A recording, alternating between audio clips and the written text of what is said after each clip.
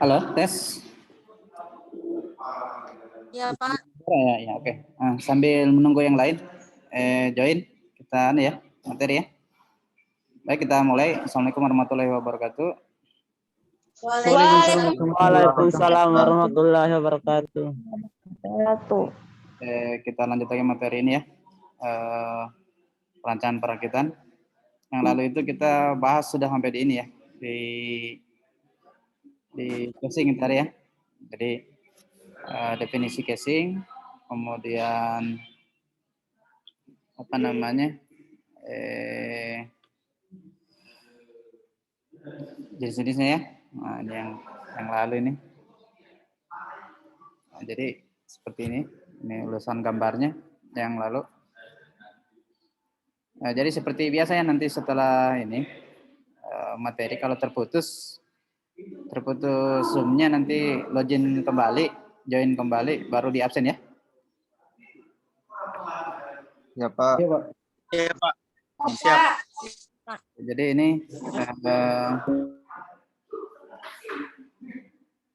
apa namanya jenis casing ya, ini casing yang lalu. Bentuk main tower, ATX, ya, ada mikro berarti dia ukurannya lebih kecil sedikit. Kemudian kalau yang ada namanya full tower tadi itu yang besaran nih, yang besar atau bentuk fisiknya dari casingnya. Nah ini, jadi ini casing yang banyak digunakan ini, casing mini tower. Jadi yang beredar di pasaran itu, atau yang sering digunakan itu yang seperti ini. Ya, casing mini tower. Nah, kemudian kipas tambahan biasa ini. Fan wall out ya, biasanya dipakai di sini. Nah, ini biasanya untuk sirkulasi udara. Nah, jadi casing mini tower ini ukurannya lebih kecil dibandingkan dengan casing mid tower. Jadi ini yang beredar di pasaran. Ini casing mini tower. Kalau middle berarti dia lebih besar lagi. Ada juga full tower biasanya lebih besar lagi. Ini yang minggu lalu sudah ya. Nah ini biasanya yang jenis desktop nih. Jenis desktop seperti ini.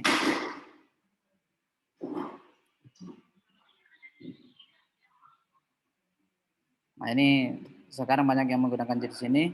Biasanya apa namanya di kantor-kantor ini banyak menggunakan jenis casing seperti ini karena biasanya desain casingnya lebih kecil, kemudian apa namanya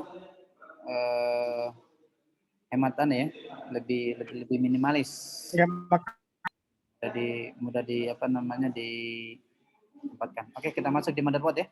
Jadi yang lalu kan kita sudah selesai casing ya. Casing, fungsi casing, jenis casing, gitu ya. Nah, jadi kita masuk di motherboard. Nah, ini kalau kita lihat motherboardnya seperti ini. Jadi pengertiannya ini biasa disebut sebagai papan induk ya. Papan induk.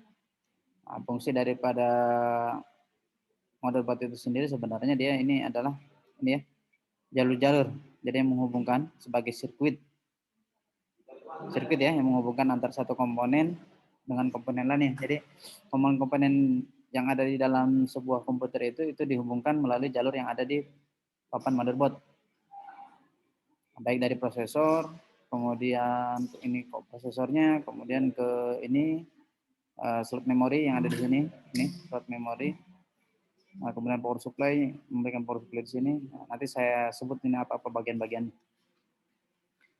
Nah, jadi papan utama atau papan sirkuit ya, papan sirkuit. Minta tolong supaya dikasih aktif coba videonya supaya saya lihat. Jangan cuma saya yang ada videonya, kalian juga harus ada videonya. Silakan dikasih aktif videonya, minta tolong ya supaya kelihatan bahwa ada yang menyaksikan.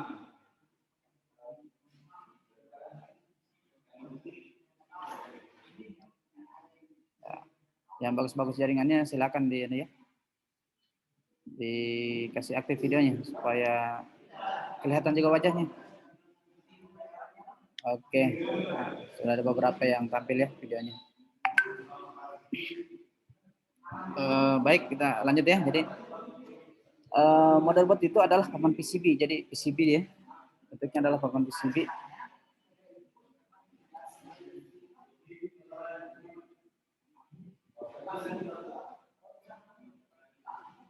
Jadi dia papan PCB yang mempunyai jalur sistematis ya. Nah, jadi dia mempunyai jalur-jalur sistematis yang menghubungkan antara satu komponen dengan komponen lainnya.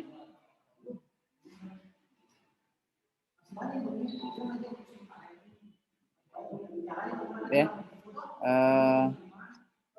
Kita lihat sini ya, fungsi-fungsi dari masing-masing komponen ya.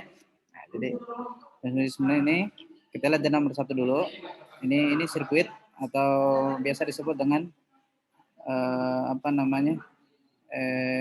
Soketnya prosesor ya. Jadi nomor 1 ini dia adalah soket prosesor.